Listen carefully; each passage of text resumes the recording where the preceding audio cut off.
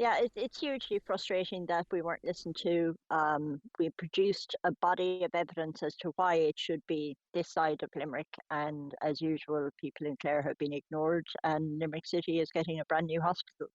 And that means that for everyone in West Clare, everyone in North Clare, East Clare, even in Ennis, we're talking about crossing the Shannon, going through the tunnel, going through all of the traffic to get into Raheen, which is literally 5 minutes from UHL. It'll make absolutely no difference to the travel times for people in Limerick. Yeah, People in Clare going to Limerick. and just looking at some of them travel times, you're looking at Lahinch and Kilkee and a few other places, but you're beyond an hour. And as I said, at the far extremities of West Clare, you're looking at over 2 hours on a good day before you even get into the busy summer period.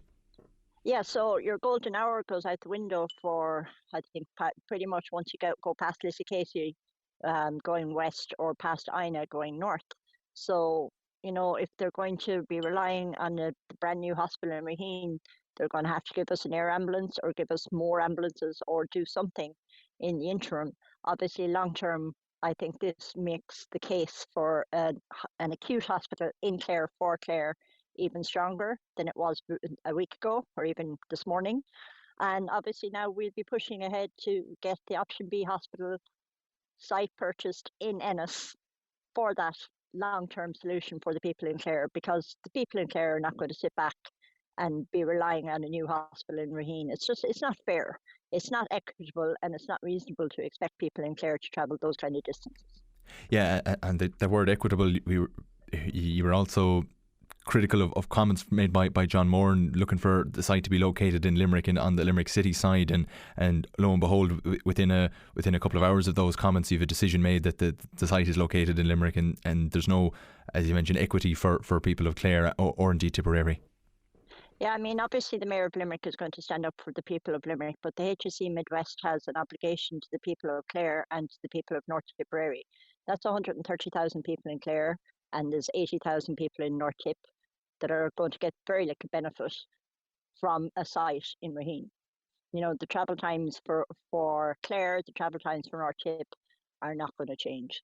And this announcement, while it's great for Limerick City, and I absolutely welcome investment in the Midwest and investment in the beds, it's badly needed.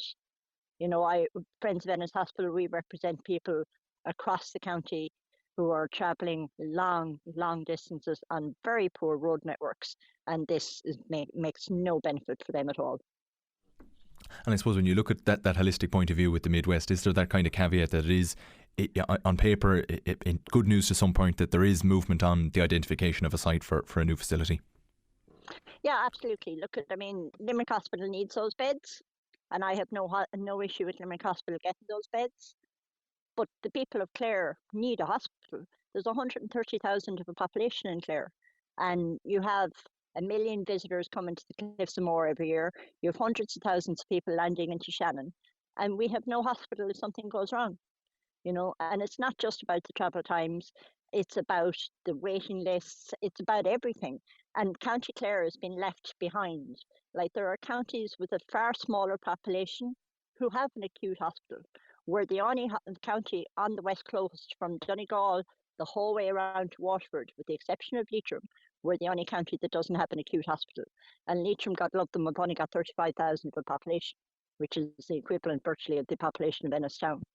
So why are we being left behind constantly? Clare is the only county in Munster that doesn't have an acute hospital. And I mean, I'm hugely frustrated. I'm very upset. I'm very angry, not for my own sake, but for the people, the older people in the county who are relying on friends or family to bring them down because they can't drive the kind of distances that we're talking about. I know people in their 70s or 80s that would be very uncomfortable driving into Limerick. And now they're going to have to drive into Limerick. And this option B is probably going to take 10 or 15 years. Option C is going to they will say they won't look at option C until option B is up and running. So we're looking at 2040 probably before we get anything in Clare. And what's the population of Clare going to be like at that point? It's completely unfair. We're completely left behind. And it's like is there nobody at the cabinet table that is actually fighting for Clare? I don't think there is. And I think this is one of the things with not having a senior minister in government to fight our corner. And this is why we are suffering.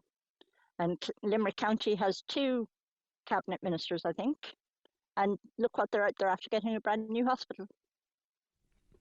And just to bring together the 2 points the Friends of Ennis Hospital have made today. You mentioned those large numbers of visitors to the Cliffs of Moher and the amount of people that touch down in Shannon Airport. But of course, a large part of the tourism that comes to Clare are people from Limerick who now then have to make these travel times back in to Limerick, in God forbid, in case of an emergency.